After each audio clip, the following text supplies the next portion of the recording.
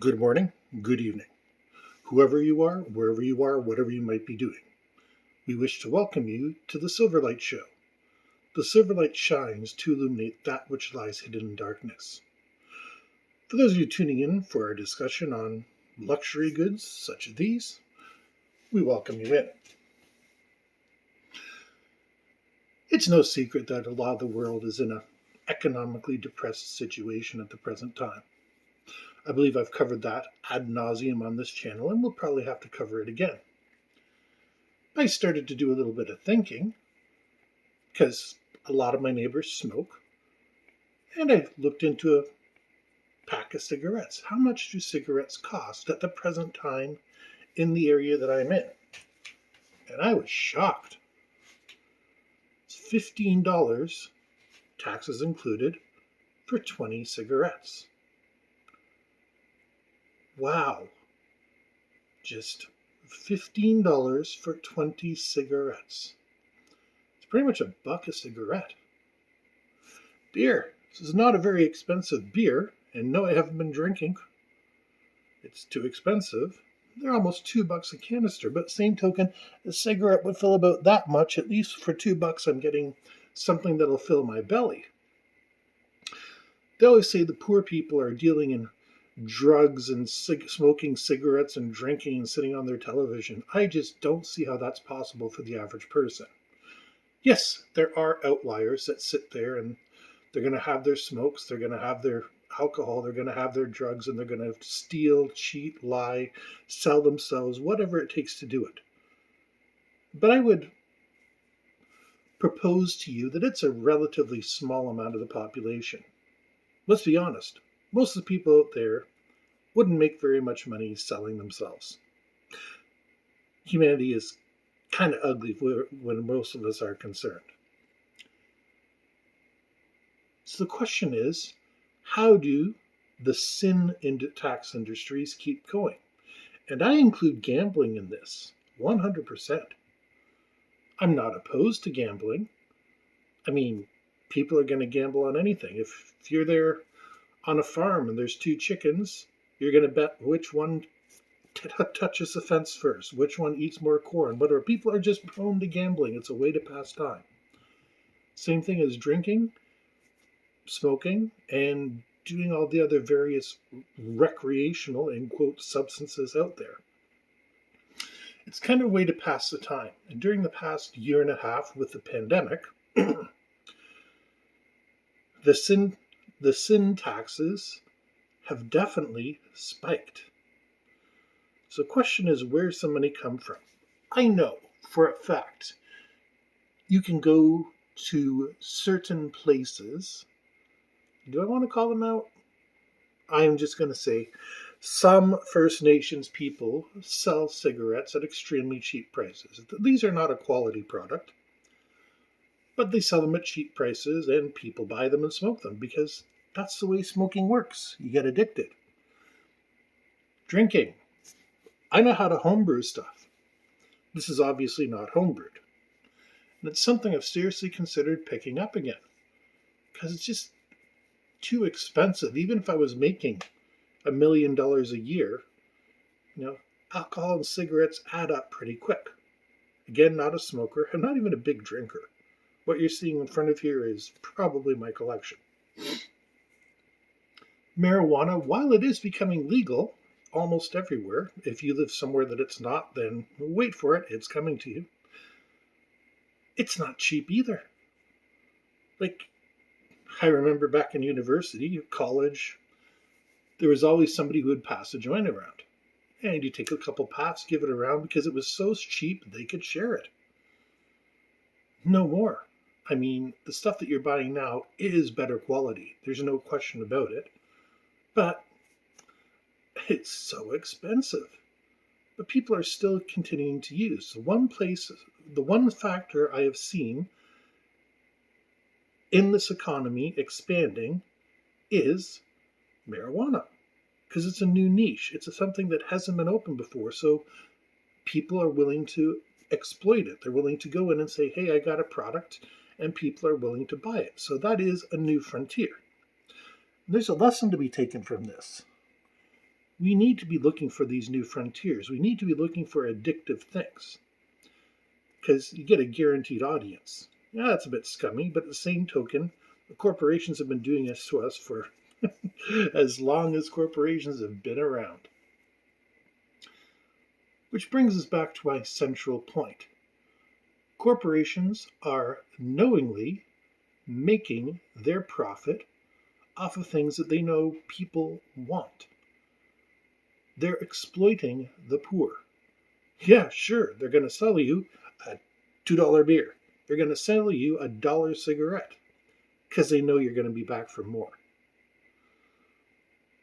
And I can't get mad at the people who need their occasional fix.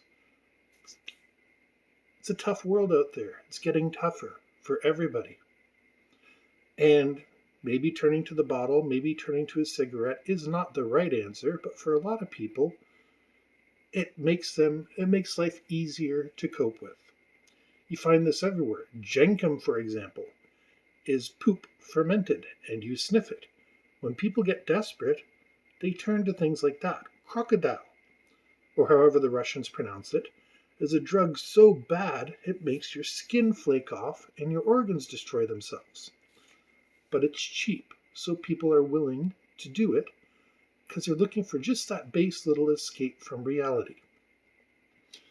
Now, this is the lesson that I really want to leave you with today. People don't need alcohol. They don't need cigarettes. They don't need marijuana. Or do they? Life is pretty unfair to everybody. I'm sure everybody who's listening to this channel at the present time has had some pretty unpleasant experiences, not only during the past couple of years, but during your entire life.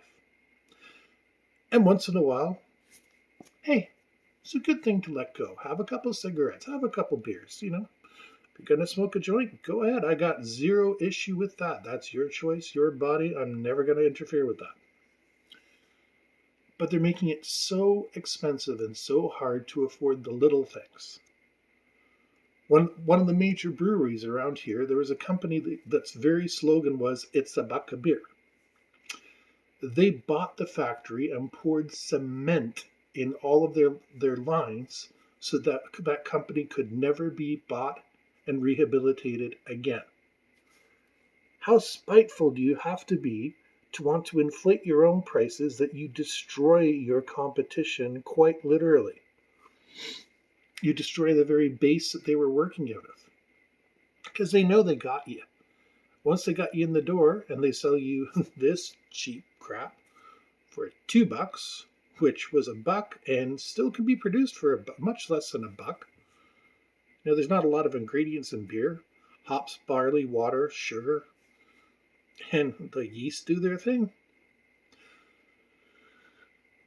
We need to start seriously taking cues from the Soviet system. Now, I'm not saying let's become communists. No, I'm not saying that. But the Soviets in the 70s and 80s realized their system wasn't working. So they would do things like have kitchen gardens. You can do amazing things with kitchen gardens. You can grow tomatoes. You can grow potatoes. You can grow beans. You can do anything you like. I live in a country where it's ridiculously cold for a long time of year, and it's still possible for us to grow things inside, as you'll see that I mentioned in another video a couple months ago. It's not a lot, but it keeps you going. And maybe we're going to have to start doing the same. I have no idea how you make your own tobacco. None. I know it takes a lot. You have to harvest it, you have to store it, you have to dry it.